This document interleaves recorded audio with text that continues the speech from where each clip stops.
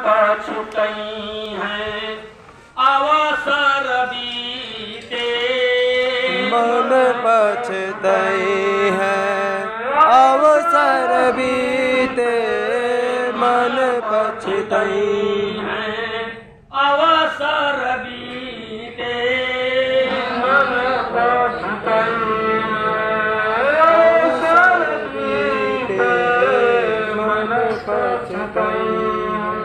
दुर्लभ देह पाय हरि पद भज, दुर्लभ देह पाय हरि पद भज, करम वचन आरुहिते, करम वचन आरुहिते, मन पछतई है अवसर बीते, मन पछतई है अवसर बीते, मन पछतई है। सहस बाहु दस वदन आदि नृप, सहस बाहु दस बदन आदि नृप, बचे न काल बलीते, बचे न काल बलीते, मन पछतई है अवसर बीते, मन पछतई है अवसर बीते, मन पछतई है। तो हम कर कारी धान धाम समारे, हम कर धन धाम सवारे, अंत चले उठरीते, अंत चले उठरीते, मन पछतई है अवसर बीते, मन पछतई है अवसर बीते, मन पछतई है। सुत बनितादि आदि सारथ रत, सुत बनता दे आदि स्वारथ रत, इन न करू नेहया बहीते, इन न करू ने अब हीते, मन पछतई है अवसर बीते, मन पछतई है अवसर बीते, मन पछतई है। अंत तो ही तजेंगे पामर, अंत तो ही तजेंगे पामर, तू न तजे अबहीते, तू न तजे अबहीते, मन पछतई है अवसर बीते, मन पछतई है अवसर बीते, मन पछतई है। न काम अग्नि स्वामी कहूँ, बुझह न काम अग्नि स्वामी कहूँ, विषय भोग बाहु गीते, विषय भोग बहु गीते, मन पछतई है अवसर बीते, मन पछतई है अवसर बीते, मन पछतई है। जय गुरुदेव, जय गुरुदेव। विशेष आदर से प्रेम जय गुरुदेव। आज मालिक की बड़ी अपार दया और कृपा का ये दृश्य मुझे दिखाई दे रहा है। आज मकर संक्रांति का पावन पर्व पूरे देश दुनिया में हर्षोल्लास लोग मना रहे हैं। बड़े बड़े तीर्थ स्थलों पर जाकर के लोग अपनी श्रद्धा सुमन अपने श्रद्धाओं को उड़े रहे, बड़ी बड़ी सरोवरों में गंगा में डुबकियां लगा रहे अपने मनोकामनाओं की पूर्ति के लिए। तमाम बड़े बड़े मंदिरों में जाकर के सुबह से लाइन लगी हुई, तमाम दान पुण्य करना, नहाना धोना। हमारे आपके घर में बड़ा रंगारंगा का कार्यक्रम, ये पावन त्योहार देवी का सब लोग अपने घर से निकल कर आए हैं। सुबह का मौसम तो बड़ा ही ठंडा रहा।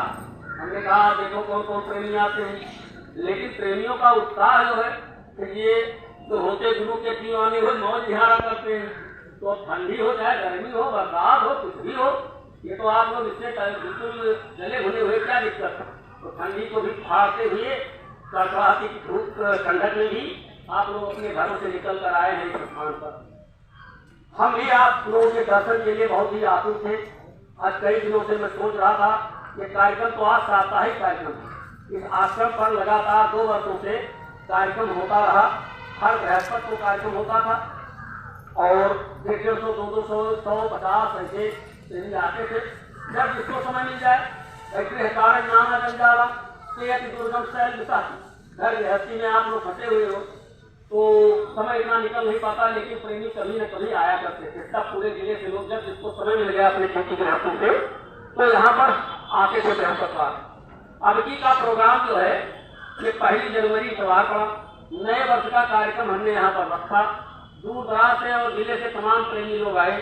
बहुत ही मैदान खटा कर भरा हुआ था। हमारे दिमाग में बात आई है, 2 साल से हमसे लोग कहा करते थे शिवाजी जी आप बृहस्पतिवार को रखते हो, अगर संडे को रखते तो छुट्टी रहती, हम भी आ जाते। और संडे का दिन जो है छुट्टी का होता है, उसमें बच्चों को भी छुट्टी रहती है, अध्यापकों को छुट्टी रहती है, वकीलों को छुट्टी रहती, तमाम दफ्तर वालों को, और दुकानें भी लगभग लोग कम रखते हैं। तो तमाम लोगों की बातों को सुनते सुनते हमने कहा चलो नया वर्ष है, इतवार का दिन है, 1 जनवरी इतवार को पड़ रहा है, तो लाओ कि इतवार से ही शुरू कर दे नए साल में।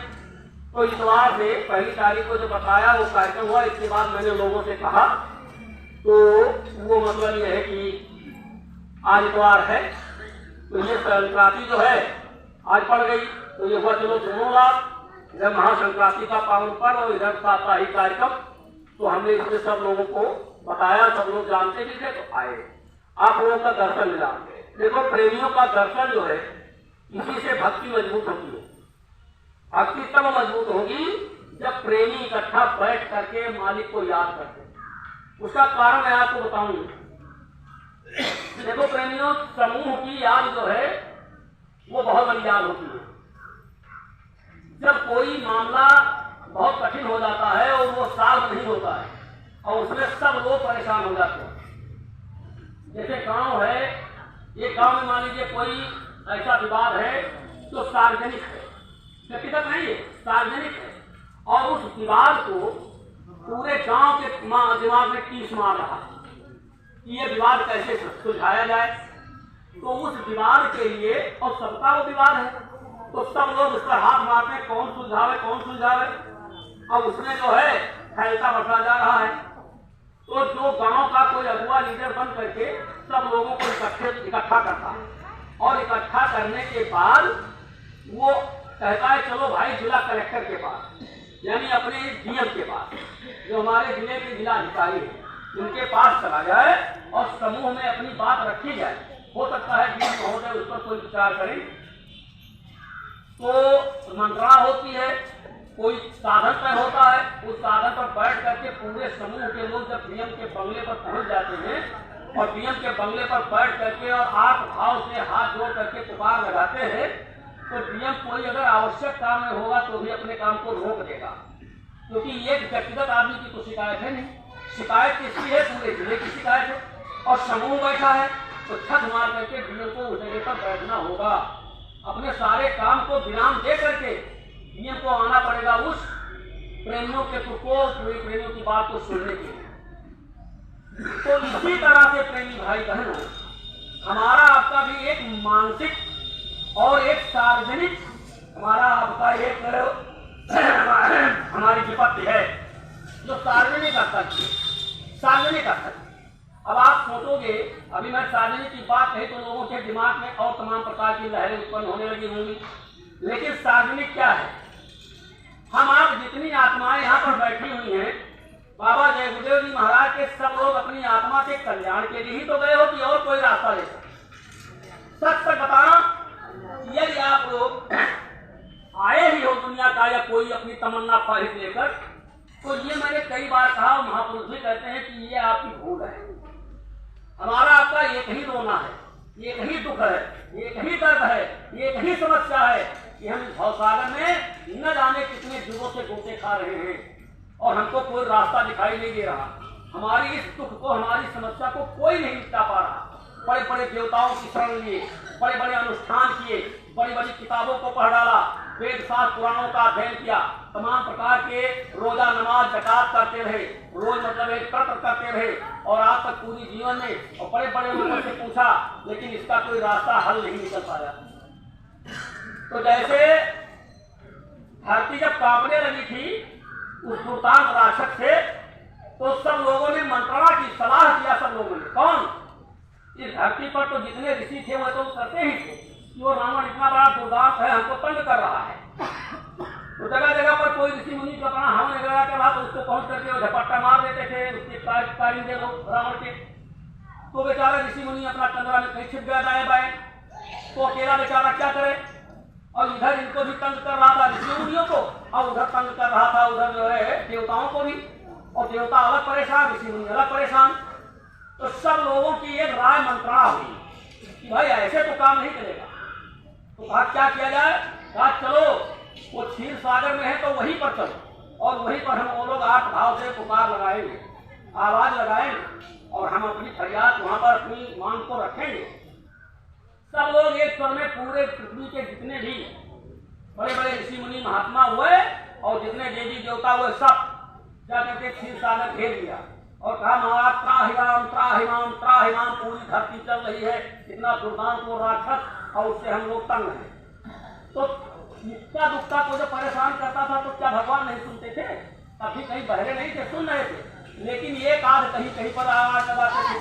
और जब सारे देवी देवता और सारे ऋषि मुनि सब समूह बना करके गए तो क्षीर सागर में भगवान को भी उठना पड़ा और उठ करके पूछना पड़ा तुम लोगों की क्या आवाज है, तुम लोग क्या चाहते हो? तो कहा मैं प्रभु उस दुर्दांत राक्षस से बहुत परेशान हूँ, हमको बहुत तंग कर रहा है। तो भगवान राम ने कहा जाओ तुम्हारी बात मैं सुन रहा हूँ और तुम्हारे लिए मेरा इंतजाम है और तुम्हारी सारी बात को मैं सुनूंगा, उसको करूंगा। वो इतिहास बड़ा लंबा है। उन्होंने कहा मैं जाकर के राजा दशरथ के यहाँ जन्म लूंगा और पूरी पृथ्वी पर राक्षसों का विनाश करूंगा और धर्म की स्थापना करूंगा। आश्वासन दिया। ठीक इसी तरीके से प्रेमियों, हम आप इक्के दुक्के लोग कहीं कहीं पर जब बैठ करके साधन भजन करते हैं तो कभी आज किया, कोई कल किया, कोई सुबह किया, कोई शाम को किया। ये नहीं है कि एक टाइम ऐसा फिक्स हो जिसमें हिंदुस्तान के जितने बाबा जी के चेला हैं वही टाइम में सुमिरन करते हैं। है क्या ऐसा नियम ऐसा बना है? तो सुबह 4 बजे का लोग कहते हैं, लेकिन क्या सभी लोग 4 बजे ठीक राइट टाइम से एक साथ भजन करते हैं? अगर एक साथ एक ही टाइम पर एक भी पल दाएं बाएं न होता, अगर हम सब लोग आवाज लगाते होते तो अब तक हम लोगों का काम बन गया होता।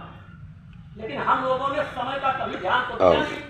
हम लोग अपने अपने समय अनुसार जब जिसको समय मिला तब पुकारते रहे। तो ये समूह होता है। मालिक से एक बार प्रेमियों ने कहा, एक बार ऐसे बात हुई, भगवान विष्णु के लोक में नारद जी जा रहे थे। नारद जैसे ही पहुंचे भगवान विष्णु से कहा भगवान हमारी एक शंका है, जब तुम आते हो तो शंका लेके खड़े हो जाते हो, बताओ ना कौन सी शंका है तुम्हारी, क्या शंका है? तो कहा शंका हमारी ये है कि वैसे आप सब जगह रहते हो लेकिन सबसे ज्यादा आप कहाँ रहते हो?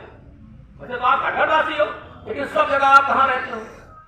तो भगवान विष्णु ने कहा कि भाई नारद सुनो कान खोलकर, ना हम बसाम वैकुंठे योगी नाम हृदय चा मम भक्ता यत्र गायन्ते तत्र प्रतिष्ठाम नारद।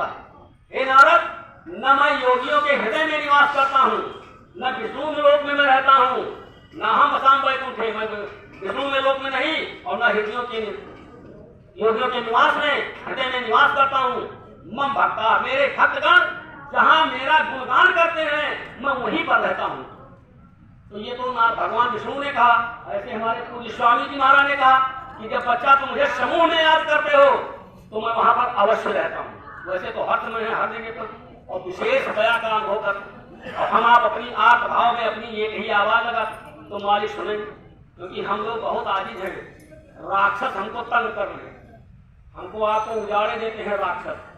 अब आप सोचोगे, ये दिमाग में आया होगा कि कौन राक्षस? सरकार राक्षस की अगल बगल राक्षस, या जिसका झगड़ा आप लोगों से वो राक्षस, या घर में ऐसा कोई? ये सब राक्षस नहीं। राक्षस कहीं अलग नहीं है। हमारे आपके घर में का मतलब परिवार में नहीं, हमारा आपका सबसे बड़ा घर कौन? जो छोड़ आए हो वो घर ना है सबसे बड़ा घर अपने साथ लिए हो। ये 3.5 हाथ का ये सबसे बड़ा घर आपका है। और इस घर में राक्षस बैठे हैं और वह राक्षस हमको जीने नहीं देते हैं। वह राक्षस कौन है? काम, क्रोध, लोभ, मोह, राग, द्वेष, नफा, नुकसान, मान, बड़ाई, ये सब ये दुश्मन है, ये हमारे राक्षस हैं। ये हमको 24 घंटे चल रहे हैं, हमको जीने नहीं देते हैं। जब उनका दांव लगता है तब घाटा पटक देते हैं। बिल्कुल दांव लगाए, घात लगाए बैठे हैं। हमारे ने कहा गोस्वामी ने, इंद्रिय द्वार झरोखे नाना, तहता सुर बैठे कर खाना, आवत देखें विषय बयारी, ते हट जाए कपाट भारी, कल बल छल कर जाए समीपा, अंचल बात बुझाओ ही दीपा, रोए बुद्धि जो परम सयानी। अगर बुद्धि चतुर चालाक है तब तो काम बना लेगी, नहीं तो खसीद लेंगे या पटक देंगे। 24 घंटे बिल्कुल दांव लगाए बैठे रहते वो राक्षस। उन राक्षसों से बताओ हम आप तंग है कि नहीं? हमको आपको है उनसे तकलीफ की नहीं है। और उन राक्षसों को मारने का कोई तरीका हमारे आपके पास है? किसी के पास नहीं। तो इस तरीके से ये टुकड़ा लेकर के उन राक्षसों को मारने के लिए हम आप बैठते हैं समूह में, मालिक को याद करते हैं। और जब हम मालिक को याद करते हैं तो मालिक दया करते हैं और कहते हैं सच्चे प्रेमी को लगते ही आती है याद प्यारे की। जब प्रेमियों से दर्शन होता है तब मालिक की याद आती है, तब मालिक आपको मतलब ये दया करते हैं और कहते हैं कि भाई देखो ये बच्चे हमको याद कर रहे हैं। और आकर के सूक्ष्म रूप में आप सब लोगों के हृदय में वो निवास करते हैं, बताते हैं, समझाते हैं, आपको सांत्वना देते हैं, संतोष आपके अंदर दिलाते हैं कि घबराओ नहीं बच्चा, धीरे धीरे ये दुर्दांत मारे जाएंगे। भाई जो घर में आपके बस गया हो, जो घर में आपके रह रहा हो, उसको आप कैसे मार दोगे? भाई गोली कैसे मार दोगे? पता नहीं आपके लड़के को लग जाए, कहीं मारने लगे, वो बगल में लड़का आपका खड़ा हो गया, तो जो आपके घर में अड्डा जमा ले गया है उसको धीरे धीरे निकालने का प्रयास करोगे। अगर एकाएक पहुंचोगे और उसमें आक्रमण कर दोगे तो वो मर जाएगा या मार डालेगा। बुद्धिमानी तो इसी बात की है कि अगर कोई किसी स्थान पर घर में, आपके घर में अगर वो आ गया है, फंस गया है, रह रहा है, तो धीरे से उसको पुचकारो, धीरे से उसको बुलाओ, धीरे से उसको बुला करके समझाओ। और एक बात समझ लो, अगर अपने उस दुश्मन को या अपने घर वाले से अगर आपको हटाना है तो उससे, जैसे आपके घर में किसी का ज्यादा आना जाना हो गया है, वो ज्यादा आपके घर में आता जाता है, तो आप उससे लड़ाई मार करोगे तो घर में कुछ लोग ऐसे होते हैं जो आपको तो दुख लगता है कि ये मेरे घर में क्यों आता है, लेकिन आप ही के घर का कोई एक ऐसा सदस्य है, चाहे तुम्हारा लड़का हो, चाहे तुम्हारी लड़की हो, चाहे तुम्हारी औरत हो, चाहे तुम्हारा भाई हो, चाहे तुम्हारा बाप हो, चाहे तुम्हारा बाबा हो, कोई हो घर का, किसी से वो अपना लिंक बनाए होगा तभी वो आता जाता है। तो वो अगर किसी से लिंक नहीं होगा तो नहीं जाएगा। तो पहले आप धीरे धीरे उसको, जब वो आ रहा है तो उसको भगाओ नहीं, उससे बोलना बंद कर दो, उसकी हाव भाव बैठना उठना धीरे धीरे, तो वो जानेगा कि हमसे नाराज हो गए, तो धीरे धीरे वो भी रास्ता छोड़ने का तैयारी बनाएगा। और एकाएक अगर उसको आक्रमण कर दोगे लाठी डंडा तो समस्या खड़ी हो जाएगी। तो ये अपनी बुद्धिमानी और चतुरता, होशियारी और बुद्धिमानी जब तक नहीं रहेगी, देखो संत मत में भी हम आप आए हैं, संत मत में लोग कहते हैं कि तुम अंधविश्वास में पड़े हो। अरे भाई, हम कहते हैं बुद्धि और विवेक, कहा जाता है कि संत मत में ये सब चीजें नहीं लगानी चाहिए। संत मत में बुद्धि और विवेक को कहीं बेच दोगे? बुद्धि विवेक तो लगाना ही पड़ेगा। अरे भाई, हम कहते हैं तुम विवेक बुद्धि नहीं लगा रहे, अब दूध में एक मक्खी पड़ी है और आप कहते अरे गुरु की मौज होगी, पता नहीं मक्खी में हो चिल्लेवान हो गई है। अब इतना भी नहीं देख सकते हो कि हाथ में उठाकर देख रहे हैं, उनके टंग पंग कुछ दिखाई देते हैं, बस केवल उठाए कट से और आभार गुरु महाराज की मौज है, तो समझ जाओ क्या होगा। विवेक बुद्धि भगवान ने दिया है तो उसको देखो। स्वामी देखो, महात्माओं के दरबार में तलवार की धार पर लेटना है, तलवार की धार पर हम आप लेटे हुए। जो मैं आपको प्रेमियों बता दूं, वैसे मैं अपनी पुरानी बातों को तो कहीं बोल दिया हूं, लेकिन आज मैं और बता ही देना चाहता हूं। आप गुरु महाराज की अपार दया कृपा हो गई और आप लोगों के बीच में ढांचा आज नहीं, काफी दिनों से इस ढांचे की उम्र लगभग 70 साल हो गई। इस समय मेरी उम्र 65 और 70 के बीच में चल रही है। आप समझ लीजिए, मालिक की दया कृपा है कि मैं चल रहा हूँ, बोल रहा हूँ और थोड़ा ताजा तगड़ा हूँ। तो लोग कहते हैं तिवारी जी मोटा है, निकल का दिखा, लेकिन उम्र का तकाजा होता है।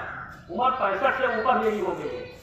अब आप समझ लीजिए कि इतनी उम्र में और गुरु महाराज के दरबार में 24 अक्टूबर सन 1973 को मैं आया हूँ, जब मेरी उम्र 11 साल की है।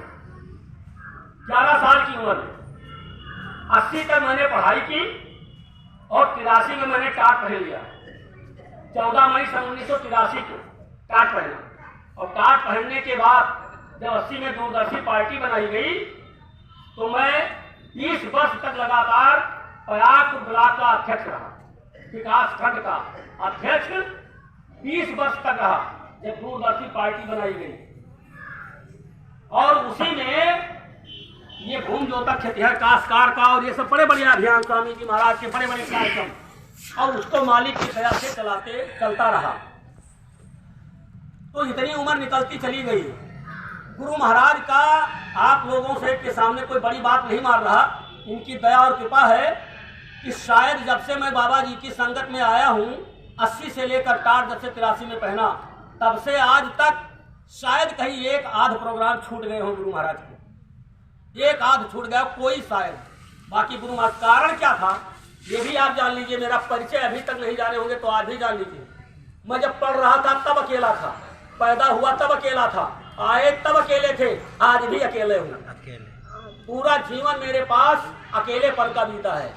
मैं बंधन में नहीं रहा, बंधन से मैं निर्मुक्त बिल्कुल मुक्त था। तो जब बंधन मेरे पास खुद था ही नहीं तो मेरे पास केवल यही एक था कि गुरु महाराज का संगत, गुरु महाराज के काम में चलना। सब लोग तब भी कहते थे जब मैं लोगों को तंग कर देता था, साइकिल लेकर सुबह शाम घर पर पहुंच गया और जिसके यहाँ कार्यक्रम हुआ मैं उसी के यहाँ रुक जाता था। जब कभी सत्संग हो जाए तो लोग तो अपने अपने घर का चले जाए, परिवार देख रहे हैं, हमारा परिवार संगते रहे तो हम वही रुक जाए, हर रात के रुके रहे। तो कुछ हमारे भाई लोग कभी तब कहते थे, आज नहीं तब भी कहते थे कि का तो खूटा घर गई दरिया ने रात हो, चले जाओ करो घरों अरे तुमका घर का का करी जाए, जब घर हमारा तोहरे लोन घर हमारा घर, जहाँ बुलाते हो सत्संग जहाँ होता वही मेरा घर। हम तब भी नहीं जाते थे घर। तो उसको मतलब है इस तरीके से। तो कहने का मतलब यह है कि इस तरीके से पूरा का पूरा समय देते चले आए और इसके बाद में 2012 तक लगातार संगत में चलते रहे। 2012 में परम पूज्य स्वामी जी महाराज की जब शरीर छूटी तब इधर का इतिहास कुछ और बना। तो उसमें जब मैं चलता था सत्संग बड़े बड़े, तो स्वामी जी महाराज सत्संग के दौरान में कभी कभी सुनाया करते थे। एक बार एक महात्मा जी के यहाँ कोई उनके शिष्य थे, वो जा रहे थे तो नदी पार करना था, तो वो बेचारे नाव पर बैठे रहे। अब उधर से 2-4 लुंगाड़ा ऐसे आए कि जो उनको तंग कर रहे हैं और वो बेचारे चुप मौन धारण किए हुए थे, कुछ बोलबे नहीं करें। जब बोले नहीं तो उसमें जो नेता था जो लोगों का उकसाए रहता था, वो जब किनारे नाव पहुंची तो नाव जहाँ पहुंचती है पनीर तो रहती है, सूखम थोड़े खड़ी होगी, तो इतना इतना पानी तो उतर कर आदमी पैर उठाता ही है। तो उनके पास एक भाला था, उन्होंने सोचा कि पानी कौन पैर में कौन रखे पानी में, लाओ इसी के सहारे निकल जाए उस पर। जैसे भाला पर थोड़ा बल दे करके उधर निकले तो भाला ऊपर था और वो जरा सा फिसला ना कि सीधे धाक से कब से घुस गया इसी में और तुरंत गिरे, ऑन स्पॉट खत्म हो गए, मर गए। अब वो जब गए गुरु महाराज के पास तो गुरु महाराज ने उनको, जो हमारे वो शिष्य थे, जब गुरु महाराज के पास पहुंचे तो गुरु महाराज ने कहा देखा ही नहीं, पांव छुआ, बोले ही नहीं। फिर जब दारे धीरे धीरे तो बड़े जोर से डांटा, का हत्यारे कहीं के, अगर तू एक जबान बोल देता तो उसकी मौत न होती। अब सोचिए महापुरुषों की विचित्र लीला कैसी होती है। इनके काका साहेब कगारी घोड़ा पछारी संत महात्माओं की बात उल्टी सीधी, सब झूठी को साची करे, साची झूठी होए, और टेढ़ी को सीधी करे, संत कहाँ हुए सोए। उन्हें वो झूठी और साची से सबसे परे होते हैं, तो उन पर कमेंट करना बेकार ही है। तो वो बेचारा क्या समझो, डांटे गए। अब अगर बोल देता, मार देता तो कहते तुम तो निर्णायक बन गए, जब तुम्हें निर्णायक बन गए तब क्या, तो मार ही दे तो घटना, तुमने मारा क्यों उसे, और न मारे न बोले तो भाला धस गया। अब समझ लीजिए कि महापुरुष की लीला कैसे होती है। महापुरुषों की बड़ी विचित्र लीला है। उनके आदेश निर्देश में रह करके उन पर चलना, तलवार की धार पर लेटना है। हम आप लगे हुए हैं, बहुत सोच समझ करके हमको आपको चलने की जरूरत है। महान पुरुषों की उनके आदेश निर्देश वो उसी बात को आपसे कह देंगे, और जब आप उसके कर डालेंगे और कहीं उनकी मौज बदल गई, क्यों कर दिया, ऐसा क्यों कर दिया, क्यों हो गया, कैसे हो गया, क्यों हो गया ये काम, ये होता है। महापुरुष की बात हमारे पूज्य स्वामी जी महाराज अपनी बीती बता रहे थे। जब दादा गुरु के पास थे तो ऐसे पल्ली सत्संग हो रहा था दादा गुरु का, वहां पर बैठे रहे। संयोग से कहीं जब उठकर लोग चले गए तो कहीं दरी जल गई। अब दरी जल गई तो कोई जिम्मेदार नहीं ठहरे, स्वामी जी महाराज ही वही साथ में रहते थे, कार्यक्रम करवाते थे। और स्वामी जी महाराज से दादा गुरु पूछते, अरे क्यों दरी जल गई, दरी क्यों जल गई, बताइए दरी क्यों जली, क्यों जली, दरी क्यों जल गई। अब वो बेचारे जिंदगी में तो बीड़ी कबो पिए नहीं, उनको क्यों, अब उनका कौन सा दोष था, लेकिन इतना फटकार उनके ऊपर कि गुरु महाराज की हालत खराब हो गई। क्यों जल गई दरी क्यों जल गई, बताओ। जब वो दूसरा अगर आज हमारे आप जैसे होते तो कहते जब हमारी कोनो गलती नहीं है तो हमें काहे मारे डांटो, काहे डांटे देखो, हम क्या करी। यहाँ नहीं, संगत में किसी से कुछ कह दो, अरे इतनी अध्यक्षता में क्या क्या मुझको सहने पड़ी है, वो तो मैं जानता हूँ, हम तो जानते हैं ना। अगर किसी को कह दूं तो लोग क्या कहते थे, कैसे कैसे शब्दों का प्रयोग करते थे, अरे तिवारी तोहरे तो आगे पाछे कोई है नहीं, तू आपन खाली देखा तो तू जहां बड़े तहां तापो, हमारे 10 लड़कियां हैं, हमारे खेती पाती है, बताओ हम क्या करी। तो ऐसे ऐसे शब्द मैं सुनता था। तो कहने मतलब है कि अब महापुरुष को क्या, अब वो डांट रहे हैं तो सुनना पड़ता। तो इसी तरह से कहने का मतलब प्रेमियों ये है कि हम लोगों को बड़ी ही होशियारी और चतुरता के साथ हमको आपको गुरु महाराज के दरबार में अपने को चलाते रहना है। अभी मंजिल पार नहीं हो पाई है, अभी हम आप अपने उस स्थान पर पहुंच नहीं पाए। अभी हमारा आपका रास्ता बहुत ही कंटकों से भरा हुआ है, चारों तरफ से कटीली झाड़ियां हमको आपको नोच रही हैं। आप क्या समझते हैं, आप क्या समझते हैं। एक बात मैं और बता दूं, अभी आप लोगों के सामने तमाम प्रकार की बातें आई कि ऐसा वैसा हो गया। हमारे तिवारी जी जो थे वहाँ ऊपर से आदेश हुआ, अभी मैं सुन रहा था, उस दिन भी सुनाया, बहुत से प्रेमी आए, तमाम मतलब ये है कि मोबाइल व्हाट्सएप पर दिखाया गया और सब मतलब ये है कि एकाएक। तो भाई ऐसा है कि कोई आदमी बीमार पड़ा हो और साल 2 साल 4 साल से बीमार पड़ा हो, घर के नातेदार रिश्तेदार सब दवाई करके हियाई गए हो और वो परहेजी बदपरहेजी करत रहा हो, और वो भैया बीमार के हालत में लाखों लाख रुपया उड़ेगा, और यह के बाद अगर वो मरेगा तो लोग पूछे भैया फलाने तो मर गए, अरे कहीं मरे लायक रहा कि नहीं, उनका वो मरबे रहे तो मर गए, तो मैं का किन जाए। तो 4 साल हो गया उनके दवाई करत करत और बदपरहेजी करत मर गए तो का किन जाए। बीमारी गाय गए मर गए तो का किन जाए। बहुत दिन से भाई मरहे लायक रहे, कहीं वो मरहे लायक रहे, लेकिन कोई आदमी शाम के बढ़िया खाए पी के पहुड़ा हुए और बढ़िया हट्ठा खट्ठा नौजवान और सकारे जाए कपड़ा उठावे तब देखे वो मरा और फोन मिलावे भैया हमारे मर गए। तो हाय हाय हाय का होएगा, हाय का होएगा, हाय का होएगा, का रहा भैया कोनो बीमार उमार रहे, कुछ काट वाट लिहिस कि का मामला होएगा, कि उनका कोई दाग वाग दीन की कोई जहर वहर दे दीन, बताओ हाय हाय होगा नहीं होगा है। तो यही जैसे भगवान राम का सवेरे रात तिलक होना है और रात में मंत्रणा बन गई, ये कैसे हो सकता है, ये नहीं होगा। कुछ योजना बनने लगी और योजना बनते बनते कहा ये तो बड़ी, अब क्या होगा, अब तो वहां पर नगाड़ा बज गया, सब सुबह हो जाना है रात तिलक। कहा मंत्रा ने घबराओ नहीं, सारी बात को समझाती रही, सारी बात को समझाती रही, इधर उधर से समझाते समझाते समझाते समझाते कैकेयी की बुद्धि को पेरते पेरते पेरते पेरते कैकेयी की बुद्धि को, और दोनों ने रात भर में कहा अभी रात बाकी है, अभी सवेरे का खेल तो देखो। और मंत्रणा भरते भरते भरते भरते कहाँ सवेरे रात तिलक था और कहाँ सवेरे वनवास की घोषणा हो गई। और जब वनवास की घोषणा हुई तो पूरी अयोध्या में हलचल मच गई, सब लोग जगह जगह पर दशरथ बड़ा अन्याय कर गए, दशरथ बड़ा अन्याय कर गए, रोको राम को योजना होने लगी। राम ने क्या कहा, राम ने क्या कहा आपको पता है। राम ने कहा इसमें तुम लोग ऐ देश के ऐ अयोध्या के नारियों तुम आपस में टकराओ नहीं, तुम कोई शंका मत करो, मेरे पिता का आदेश वो मेरे सर माथे, समझ गए आप, पिता का मेरे आदेश और मेरे सर माथे, पूज्य महाराज जी का आदेश मेरे सर माथे, नो कमेंट, कभी कोई शकवा शिकायत नहीं, और कोई मेरा प्रेमी कोई कमेंट नहीं करेगा महाराज जी पर। ये महाराज जी की मौत और हमको मतलब ये है, आप समझ लीजिए, वनवास का आदेश हुआ और राम जो है, अगर राम बताइए राजसी पोशाक में रहते तो राम न कहे जाते।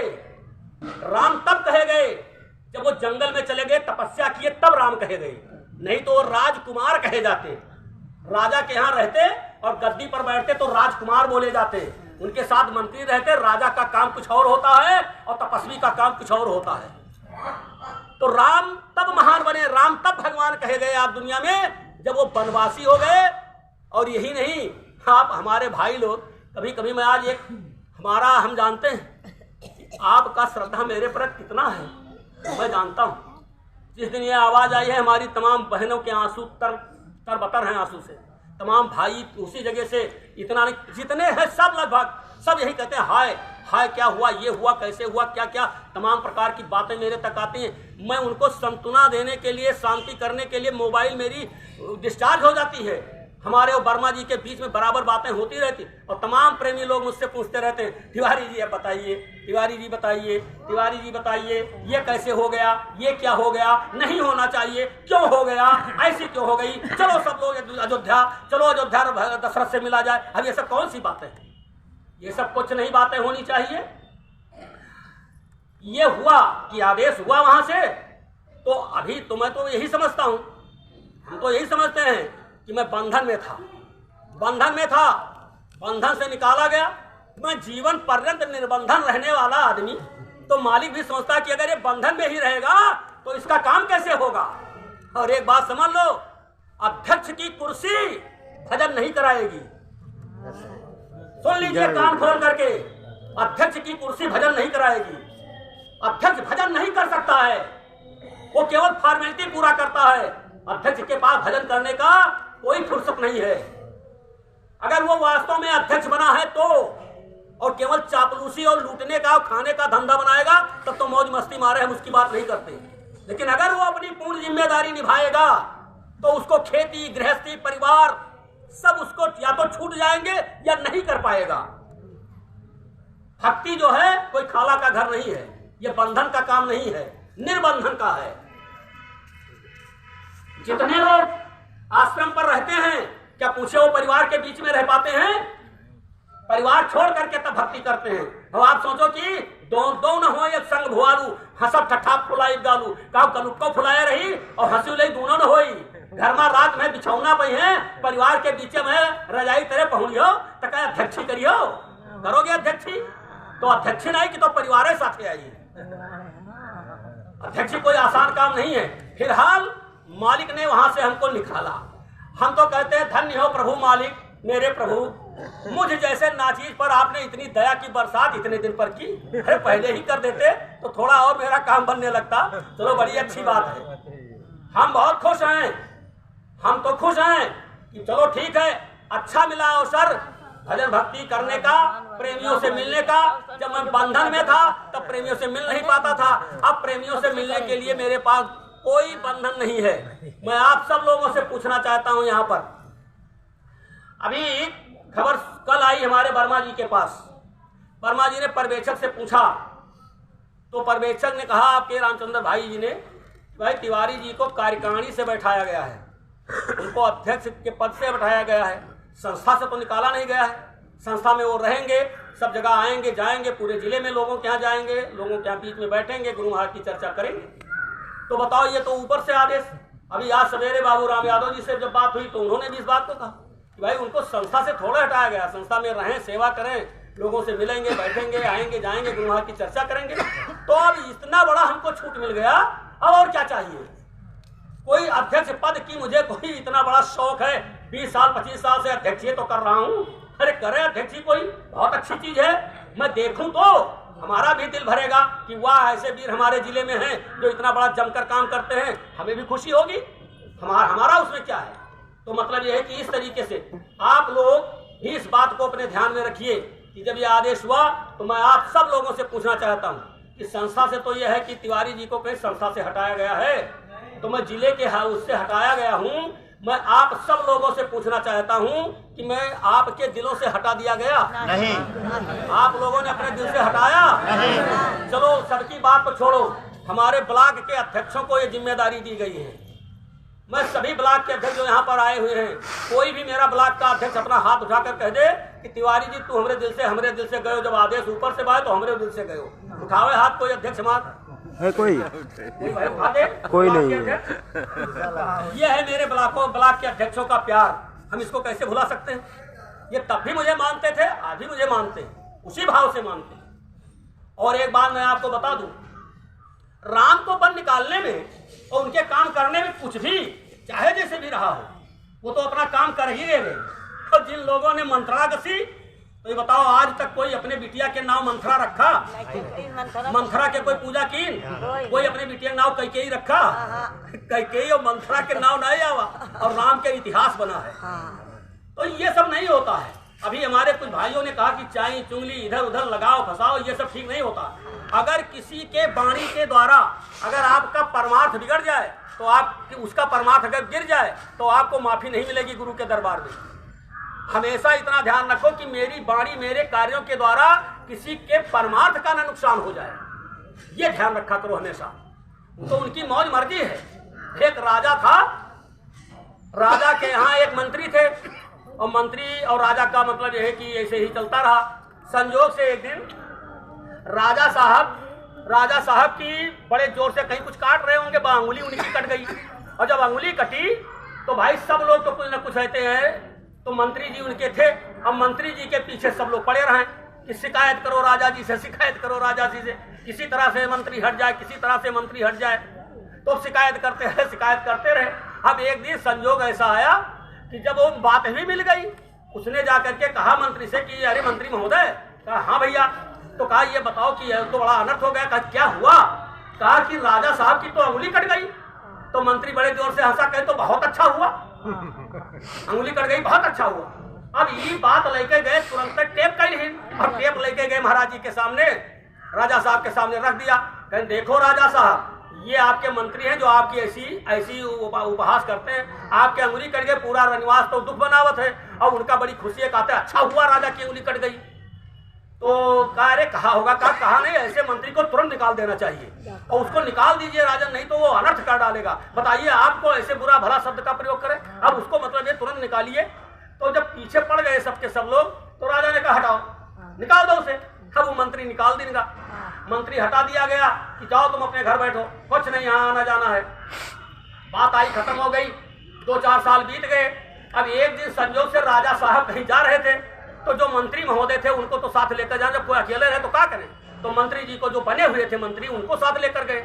अब साथ लेकर गए, घूमते पर रास्ता कहीं भटक गए, पहुंच गए आदिवासी जंगली, उधर जो है उन लोगों के बीच में जो आदिवासी लोग जंगली जो कहे जाते हैं, उधर पहुंच गए तो देखा उधर बड़ा हो हल्ला हो रहा है। क्या हो रहा है? आज एक बहुत बड़ा पर्व मनाया गया है, वहाँ देवी के मंदिर में बहुत बड़ी पूजा हो रही है, और वहाँ पर पुजारी बैठा हुआ है। तो ये हुआ कि भाई पुजारी क्यों बैठा है? तो पुजारी ने कहा, जो पुरोहित था उसने कहा भाई यहाँ पर बलि देनी है, तो पहले बलि के लिए कोई लाए हो आदमी? वहाँ नर बलि होती थी कि नर बल होना है, तो अब आदमी कहाँ मिल जाए, किसकी बलि चढ़ाई जाए? तो कारिंदे लोग दौड़े कि दौड़ करके देखो। अब देख करके गए तो यही दोनों जने भटके रहे बेचारे, इनका पकड़ लीजिए। पकड़ लेकर के गए और वहां जब पहुंचाए तो ये हुआ कि पुरोहित ने कहा कि लेकर आए? कहा हाँ लाए हैं, 2 लोग हैं, देख लीजिए। तो कहा कि राजा तो बड़ा सुंदर चेहरा, मोहरा बढ़िया सब कुछ, भाई दिव्य चेहरा राजा का। तो कहा ये अच्छा है, बल देने लाए, देवी जी इसको पहले ले लेंगी। तो कहा बुलाओ, इसको लेकर आओ, इधर नहलाओ, इसको इत्रियाद की बात करो, टीका चंदन लगाओ। बल ऐसे बल थोड़े होती है, तो बल नहलाया जाता है, तेल खुले लगता है, टीके लगते हैं, तब होता है। तो अब बल जो है, अब जब उसको तो पुरोहित ने कहा देखो एक बात सुन लो भाई, उस आदमी को देखो कि अंधा लूला लंगड़ा तो नहीं है, कोई विकलांग तो नहीं है, नहीं तो देवी जी नहीं लेंगी। शरीर सुडौल है, बढ़िया है, कोई कटा पिटा, कोई हाथ पैर।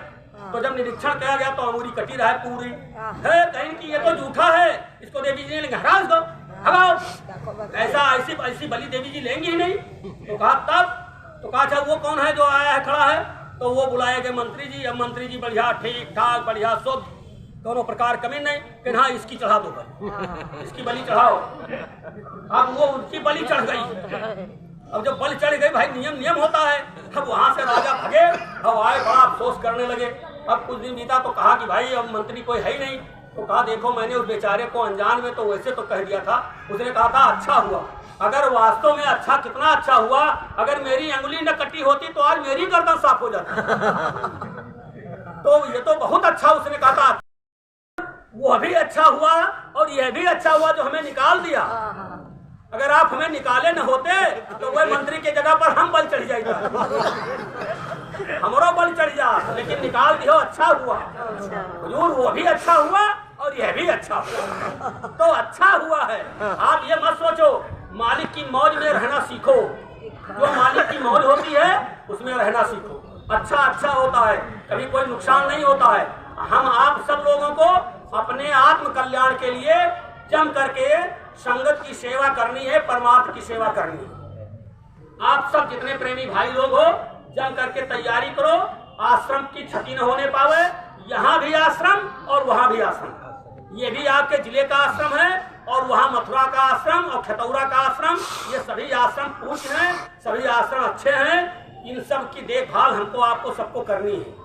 ये सब का उत्तरदायित्व है, कोई एक का नहीं है, सब लोगों की।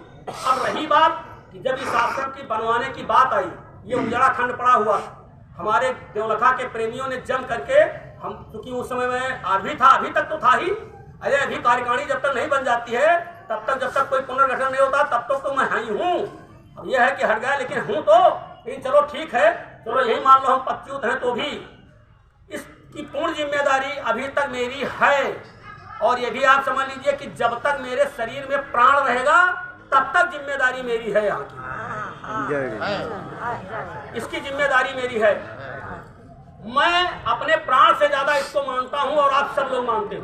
कितनी मेहनत से आप लोगों ने इसको बनवाने में मेहनत किया है। सब हमारे जितने ब्लॉकों के अध्यक्ष हैं, जितने लोग हैं, सब लोगों ने, चाहे मेरा कोई ब्लॉक का अध्यक्ष 1 रुपया दिया हो, लेकिन दिए सब इसमें है। हम इस बात को कभी बोले, हमको सब याद है, सबकी भूमिका रही है, सब लोग रहे। अब इसको देखो, ये अपना घर है, इस घर को हमें देखना है, हमें छोड़कर भागना नहीं है। यहाँ से कार्ड पर देखो नीचे लिखा है व्यवस्थापक अवधराम वर्मा जी, ये व्यवस्थापक है यहाँ के। और यहाँ पर ये आपके जो है इस गांव के लोग और आपके ब्लॉक के जो अध्यक्ष हमारे भाई देशराज जी ब्लॉक के अध्यक्ष हैं, तो जिम्मेदारी तो है ही है। और पहले कम रही होगी, लेकिन अब तो पूर्ण जिम्मेदारी बनेगी ही भाई। जब जिम्मेदारी नहीं थी तो चाहे जैसे भी रहे, लेकिन अगर जिम्मेदारी बनी है तब तो इनको देख रेख करना ही है।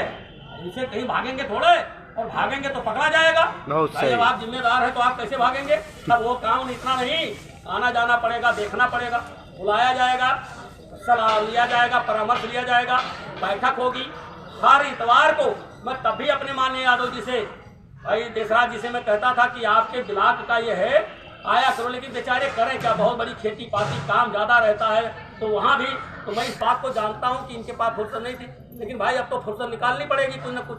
हर इतवार का साप्ताहिक कार्यक्रम, आप सब लोग बताओ कि ये चलेगा कि बंद हो जाएगा? चलेगा, चलेगा, चलेगा। हमारे सब अध्यक्ष भाई सब लोग चाहते हो ब्लॉकों के अध्यक्ष, ठीक चलेगा। ये साप्ताहिक सत्संग हर इतवार का चलेगा। यहाँ पर आप लोग आइए, यहाँ की सारी व्यवस्था देखो। ये आपका न्याय पंचायत कौन है? बदरौली के न्याय पंचायत अध्यक्ष कौन है? मौर्या जी। चलो बहुत अच्छी बात, ये भी हम अभी तक नहीं जानते थे, हम जानते थे कि भाई कोई और होगा। चलो जब आप ही अध्यक्ष हैं और आप इसी गांव के हैं और न्याय पंचायत के अध्यक्ष हैं, आपको रजिस्टर मिला है, तब उसमें कौन सी बड़ी बात?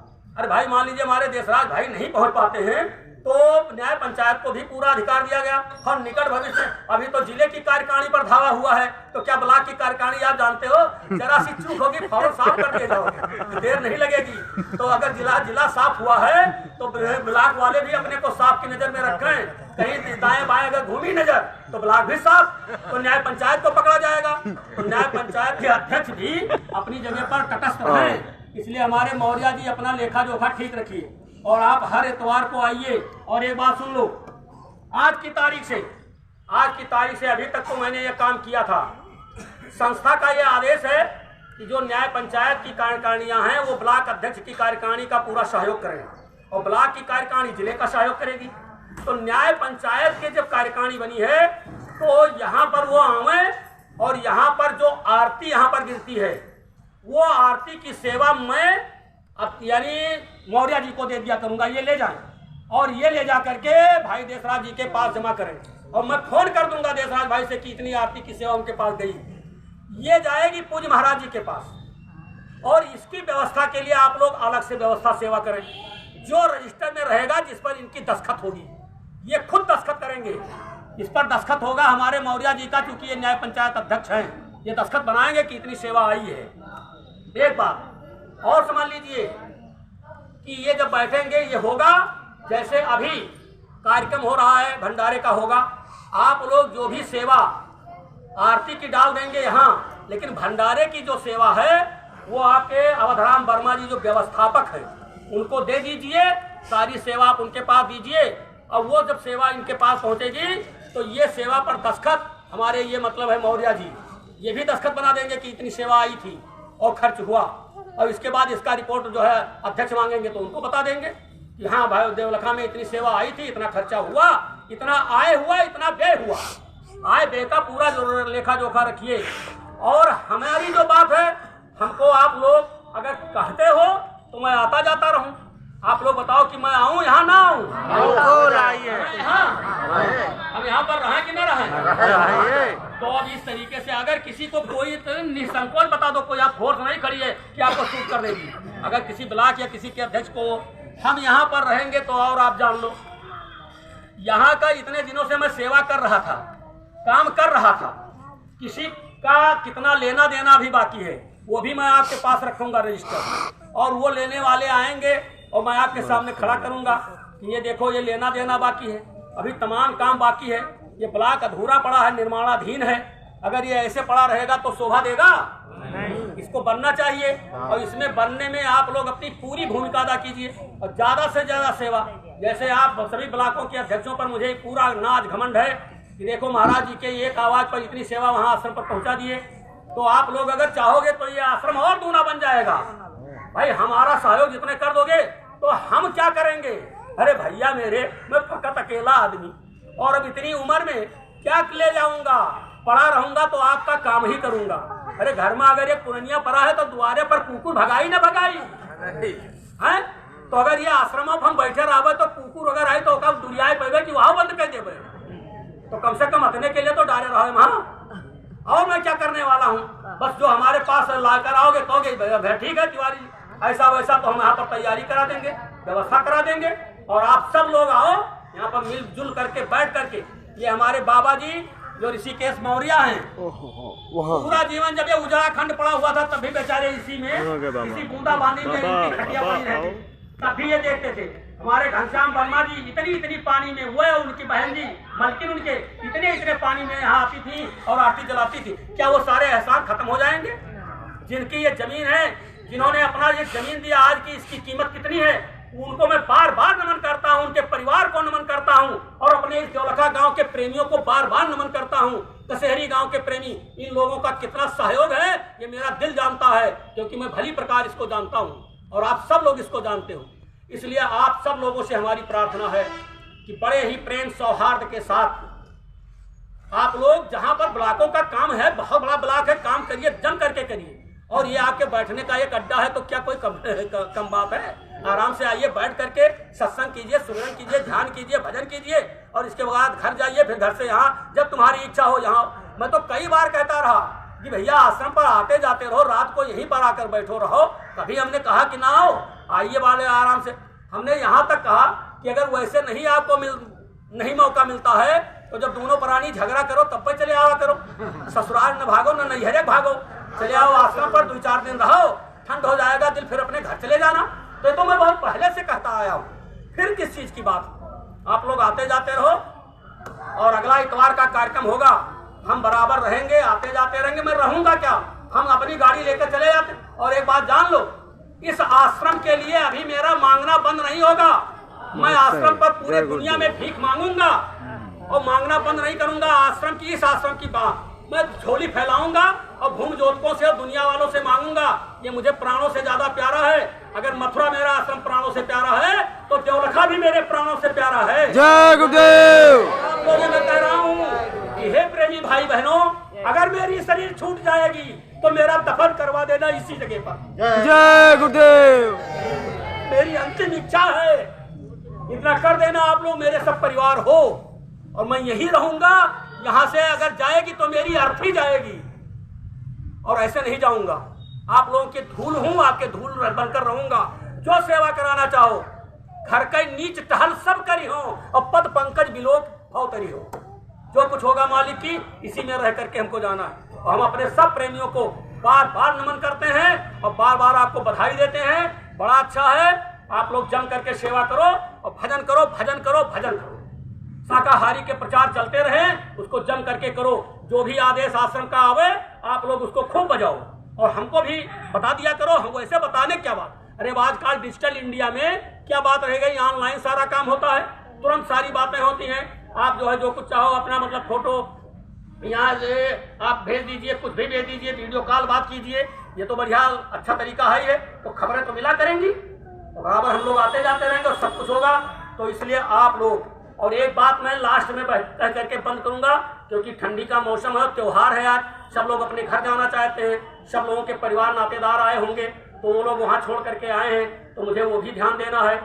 अब मैं आपसे लास्ट में ये कहूंगा कि बाणी एक अमोल है, जो कोई बोले जान, और ये तराजू तौल के तब मुख बाहर। हमेशा अपनी सीरी जुमा रखो, किसी के साथ ऐसे शब्दों का प्रयोग ना करो कि उसका दिल दुखी हो जाए और वो कष्ट हो जाए, और वो कोई घटना घट जाए, कहीं पर गड़ लड़ भिड़ जाए, कोई बात हो जाए। तो अपनी अपनी वाणी को संभाल कर आप लोग रखिए, और लगातार तो आप लोग अपनी अपनी आरती की सेवा यहीं पर डाल देंगे। अभी वो आरती इनके पास चली जाएगी, और यहाँ पर जितने प्रेमी आए हो सब लोग इस भंडारे की सेवा अवधराम वर्मा जी के पास दे देना, क्योंकि कार्यक्रम हुआ है, कुछ न कुछ तो खर्चा लगेगा ही होगा। यहाँ पर लाया तो झोली में तो कुछ डाल दिया तो सब रखा रहता है। यहाँ लंगर चलता है, हमेशा भंडारे चलते हैं, देर अबेर लोग आते हैं। यहाँ 2 लड़के रहते हैं, वो 1-2 लड़के यहाँ पर हैं, और यहाँ पर हमारे बाबा रहते हैं, वो ऋषिकेश, और हमारे गांव के प्रधान जी, ये सब लोग। तो मतलब ये है कि तमाम लोग, और देखो डॉक्टर साहब बैठे हैं, ये सब हमारे शुभेच्छा हैं इस आश्रम के, बहुत बड़े जिम्मेदार। कोई जब आता है, हम लोग नहीं रहते तो ये अपने घर से रोटी लाकर खिलाते हैं, समझ लीजिए। और आश्रम है तो ये आश्रम को मान करके लोग रोड से चले आते हैं। देखो हमारे वो मुलहे भाई हैं, कोई प्रेमी आता है तो रजाई, अब एक दिन मैंने देखा, हमने एक दिन माता जी थी तो उनका ये रजाई कहाँ पाई गई माता जी, अरे कहीं वर्मा जी लाए हैं, दही गए हैं भैया। तो उनका देखो पहले कितना ख्याल है। वो बेचारी कहें अरे चलो ठीक है, पुरनिया है, ओढ़ है, तो इतना बड़ा ख्याल है। वो आश्रम मान करके यहाँ पर लोग आएंगे, लगातार आएंगे, इसको हम बंद नहीं कर पाएंगे, न कोई बंद कर पाएगा। सब लोग आएंगे, भूले भटके तमाम लोग आएंगे। ये हाईवे पर आपका है, और अगर ये 4-6 लाइन बन जाएगी तो और वो उधर से रोड इधर आ जाएगी और नजदीक हो जाएगा। तो यहाँ पर तो तमाम मतलब है कि लोग आएंगे, बड़े बड़े लोग, विदेशी पर्यटक लोग आएंगे, और ये मंदिर देखेंगे, उधर से आ जाएंगे और रुक जाएंगे यहीं पर। तो इसकी छवि जो है धूमिल न होने पावे, इसको आप लोग बराबर अपनी सेवाओं को जारी करो। और राम वर्मा जी आप ही के यहाँ के हैं, बराबर हैं, उनका इतनी बड़ी भूमिका है कि उसको हम क्या बताएं। अध्यक्ष हैं, कभी भी बैठ करके उनसे 1-1 पैसे का हिसाब ले लीजिए, 1-1 पैसे का हिसाब दे देंगे। इतना बड़ा योग्य आदमी। मैं कोई चापलूसी नहीं कर रहा हूँ, 70 लगभग 45-50 साल हो गए मुझे संगत में चलते हुए, लेकिन इतना ऑनेस्ट आदमी, इतना ईमानदार आदमी हमको कोई अभी तक नहीं मिल पाया संगत में जितना हमारे वर्मा जी। ये लेखा जोखा सब, जबकि बेचारे केवल अकेले काम करते हैं, घर का खेती पाती, फिर भी गाड़ी निकाल करके और संगत का काम। और 1 ब्लॉक के अध्यक्ष भी हैं, आप ही के ब्लॉकों का जो 14 ब्लॉकों का संगम है, उस 14 ब्लॉक के संगम में वो भी एक ब्लॉक के अध्यक्ष हैं हमारे हरद्वारी प्रजापति जी। ये फखरपुर ब्लॉक के इतने ईमानदार, इतने कर्मठ कि अभी जो है महाराज जी के उस काफिले में, इसी काफिले में 30,000 रुपये अपने ब्लॉक से दिए हैं। और ऐसी बात नहीं है, यहाँ सब एक से एक दिग्गज हैं। बस ये है कि आप लोग थोड़ा अपना होशवास बहुत दूर दुरा करके संगत की सेवा में लगे रहो। और अब हम इन्हीं वाणी के साथ अपनी वाणी को विराम देंगे।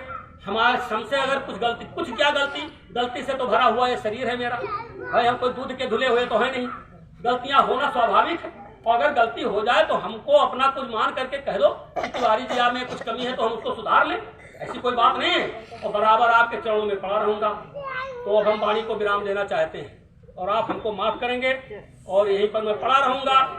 कभी चला जाएगा, कभी चला आऊंगा, फिर यहीं पर रहूंगा, आप आओगे, आपका स्वागत करूंगा, बस। और बाकी हमको कुछ लेना देना नहीं, तो अच्छा नहीं, मतलब व्यवस्था करने वाले व्यवस्था करेंगे, भोजन करने वाले भोजन, देख रेख करूंगा, ये बात हमारा है। ठीक है, वाणी को विराम दे रहा हूँ। अच्छा भैया बोलो जय गुरुदेव।